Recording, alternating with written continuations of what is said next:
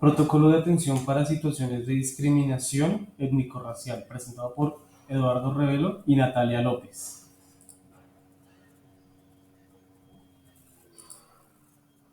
Bueno, entonces para dar un contexto sobre las cifras que hay actualmente en Colombia, tenemos que según el Ministerio de Cultura, en Colombia existen aproximadamente 68 lenguas nativas habladas por cerca de 850.000 personas.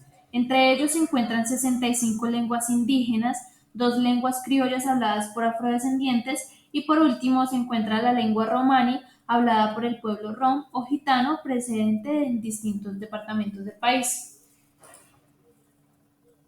Bueno, entonces tenemos diferentes tipos de racismo o formas de racismo, entre ellos se destacan el racismo estructural y el racismo cotidiano. Entonces, pues el racismo cotidiano son las prácticas y comportamientos racistas que están naturalizados socialmente y vienen de estereotipos e imaginarios de los componentes sociales, históricos, políticos y culturales del racismo. Esto puede ser imaginar a las personas afrocolombianas como sucias, bullosas, menos inteligentes, más fuertes físicamente, y que los indígenas son salvajes o las personas pertenecientes al otro son provenientes de brujos. Todo esto pues al final son solo estereotipos arraigados hacia la discriminación o hacia el mismo racismo. El racismo estructural es la marginalización social, política, económica, espacial y cultural de las comunidades negras afrocolombianas, raizales, palenqueras, indígenas y rom en el país. Y esto pues alude a todo tipo de exclusiones, tanto laborales como académicas como educativas. Además, pues en el sector educativo es evidente que invisibilizan la historia, aportes económicos y lucha sociocultural que han tenido estas comunidades. Bueno, entonces acá tenemos unas leyes que es necesario pues tener en cuenta para poder abordar este tema. Está la ley de 1752 de 2015. En esta, pues esta se llama la ley antidiscriminación y considera que es un delito la discriminación y el hostigamiento basado en la raza, nacionalidad, sexo y orientación sexual. Esta tiene el objetivo de garantizar los derechos de una comunidad que están siendo vulnerados. También tenemos el artículo 13 de esta misma ley, que dice que todas las personas nacen libres e iguales ante la ley, que recibirán la misma protección y trato de las autoridades y gozarán de los mismos derechos, libertades y oportunidades sin ninguna clase de discriminación, ya sea por razones de sexo, raza, origen nacional o familiar, lengua o religión. Y en el artículo 7 de la Constitución Política de 1991, pues tenemos que el Estado finalmente reconoce y protege la diversidad étnica y cultural de la nación colombiana. Otras normas, pues, que sustentan la protección de los derechos humanos y colectivos de las comunidades étnicas serían la Declaración Universal de los Derechos Humanos, la Convención contra la Discriminación en la Educación de la UNESCO y la Declaración de la UNESCO sobre raza y perjuicio racial.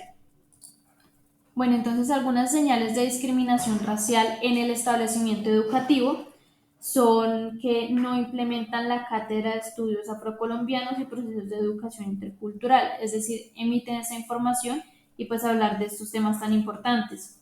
Otro es que refuerzan los estereotipos racistas en las prácticas académicas.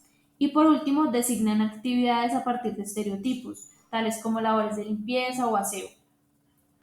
En el agresor podemos ver que hace daño psicológico y físico, que genera exclusión y segregación, que usa apodos como negro, sombra, betún, además de hacer referencia al color de piel como si fuera algo sucio, como usted es negro porque no se baña, los negros huelen feo, etc.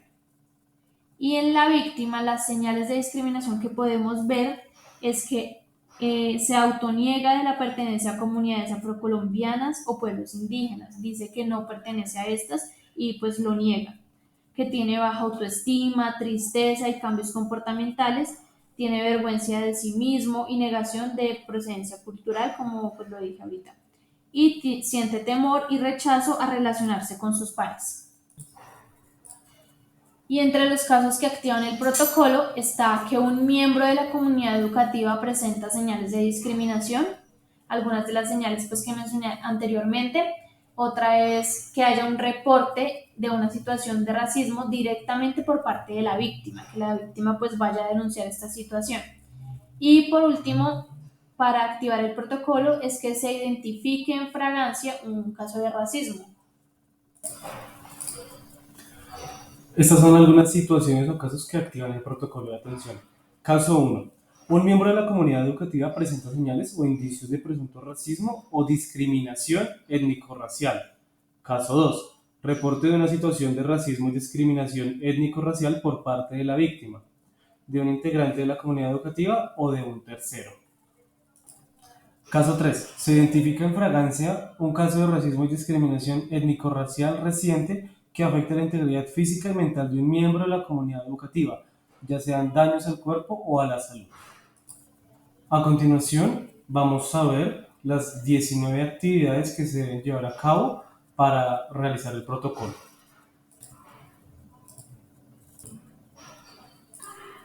Estas son las descripciones de las actividades para llevar a cabo el protocolo. Actividad 1. Identificar señales o indicios de presunto racismo y discriminación étnico-racial.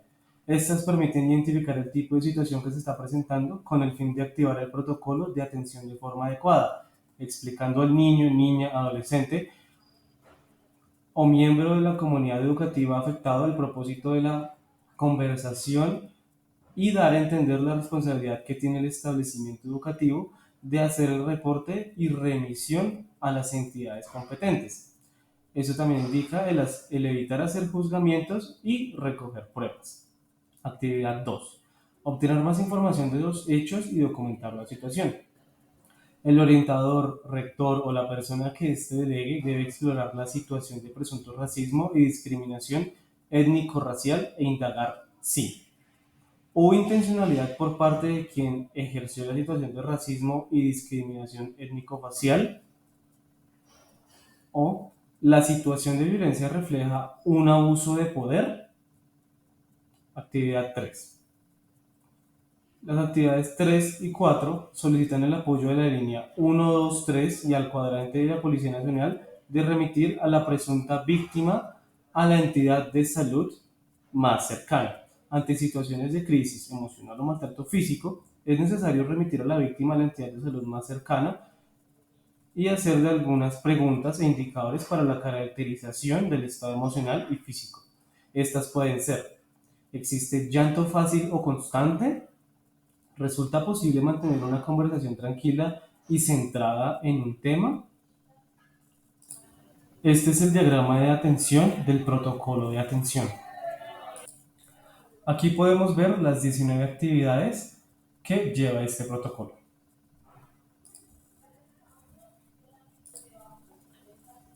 Seguimos con la actividad 5, que es el contactar a la Dirección de Inclusión e Integración de Poblaciones de la SED para recibir asesoría sobre el abordaje de la situación. En esta actividad se orienta a los actores de la comunidad educativa para el abordaje de estas situaciones desde los componentes de atención integral, pedagógico y comunitario. Para eso existe un email y un número de teléfono al cual podrán contactar. Actividad 6. Elaborar un reporte. El orientador rector o la persona que delegue debe elaborar un reporte que consolide la información de la situación resultante de la identificación de las señales o indicios, describir las gestiones que ha realizado el establecimiento educativo frente al caso y hacer un pronóstico de la situación de riesgo que podrá correr el afectado. Actividad 7. Registrar en el sistema de alertas de la SED y elaborar un reporte. La persona que delegue debe reportar en el sistema de alertas de la SED los casos de niños y niñas y adolescentes afectados por situaciones de presunto racismo y discriminación étnico-racial y en las que se identifique una amenaza o vulneración de sus derechos. Actividad 8. Contactar a los padres de familia o acudientes de los niños, niñas y adolescentes afectados.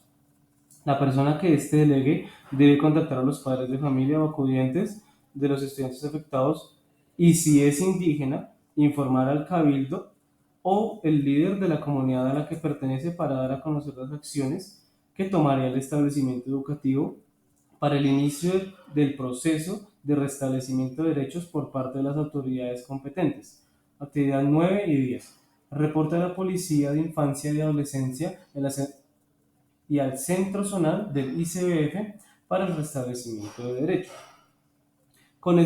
Esta con el propósito de adoptar medidas de protección de los niños, niñas y adolescentes y evitar posibles acciones en su contra.